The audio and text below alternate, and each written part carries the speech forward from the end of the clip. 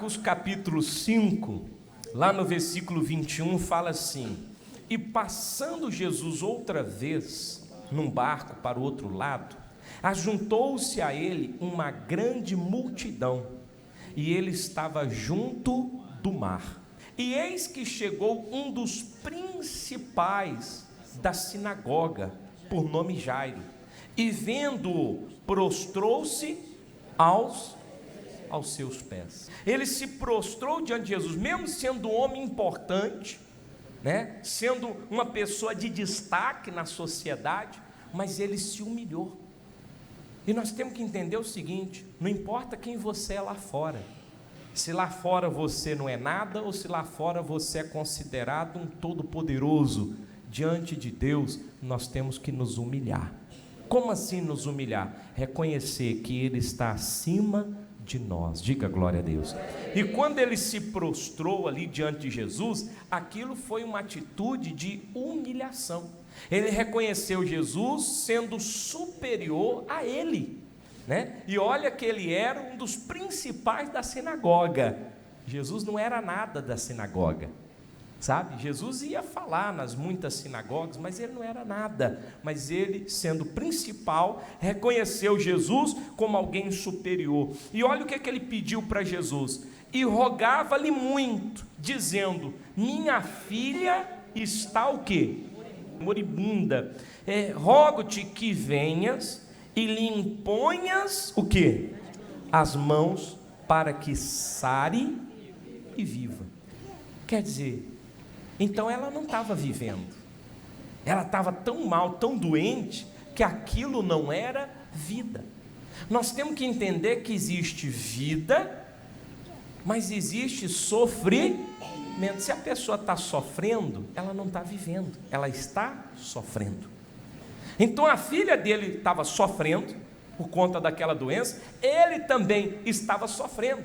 Aquele homem, ele teve uma ação de se prostrar e clamar, e olha o que reagiu a favor dele, versículo 24: e foi com ele, e seguiu-o uma grande multidão que o apertava. Então aquele homem pediu para Jesus ir, e Jesus fez o quê?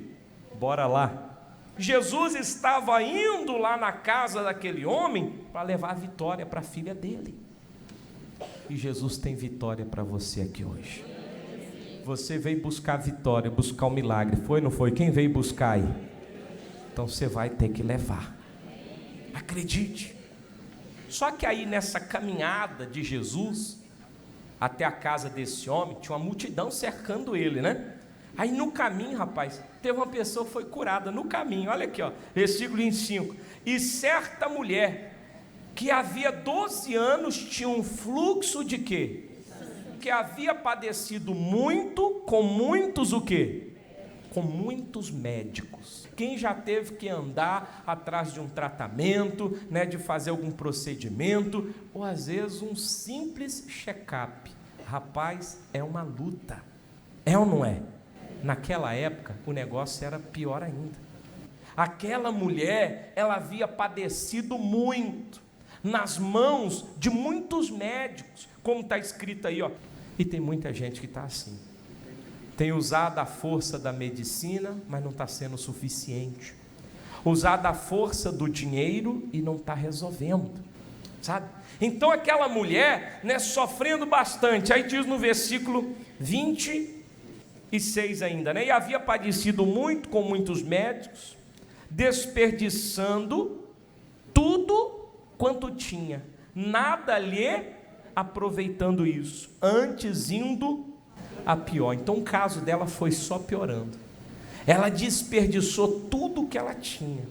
E quantas pessoas estão desperdiçando tempo, desperdiçando dinheiro, desperdiçando força, e o negócio não acontece. Aí diz assim, versículo 27: ouvindo falar de Jesus, veio por detrás, entre a multidão, e tocou aonde, pessoal?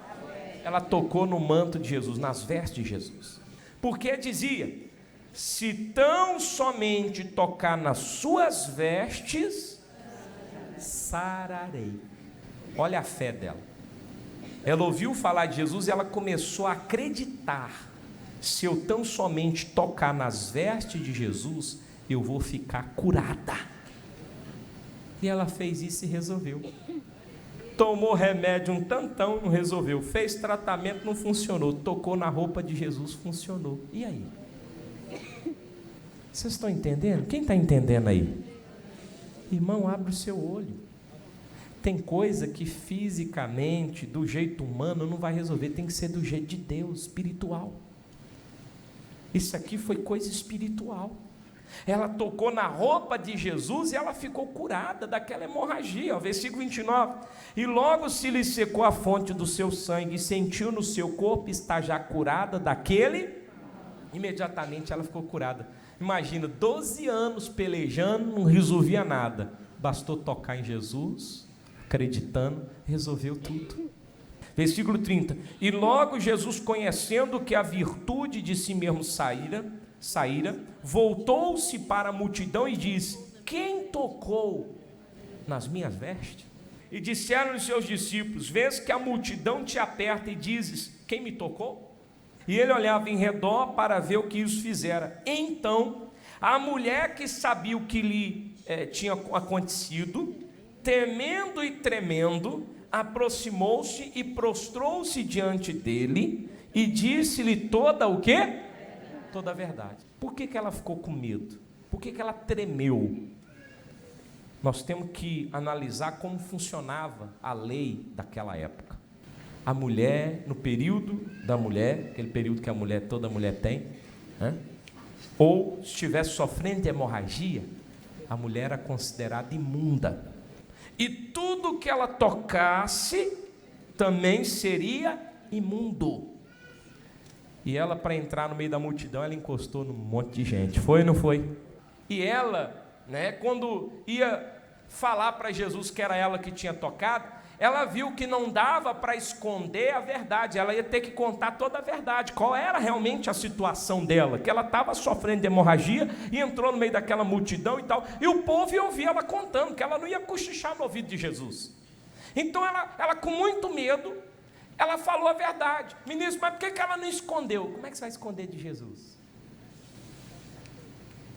Se ela falasse outra coisa, o povo poderia até aceitar, mas Jesus ia dizer: mulher, larga de ser mentirosa. Não é isso não, fala a verdade. Então, para Jesus, ela teve que falar toda a... E a multidão ouviu. Ela não sabia qual seria a reação da multidão, mas Jesus na hora levantou a voz e olha o que ele disse, versículo 34, e ele lhe disse: filha, a tua fé te salvou, vai em paz e ser curada deste teu mal. O problema dela resolveu. Ministro, e o camarada que foi lá pedir ajuda para Jesus em favor da filha, Jesus estava indo lá, o que deu aí? Qual foi a parada? Vamos ver. Aqui, versículo 34, não é isso? 35. Então ele ainda falando, chegaram alguns do principal da sinagoga, a quem disseram: a tua filha está morta, para que enfadas mais o mestre? E Jesus, tendo ouvido estas palavras, disse ao principal da sinagoga: não temas, crê somente. Olha que palavra diferente. O pessoal chegou falando: ela morreu. E Jesus chegou e falou: não temas, crê somente. Padecer todo santo, vieram vários falar: morreu.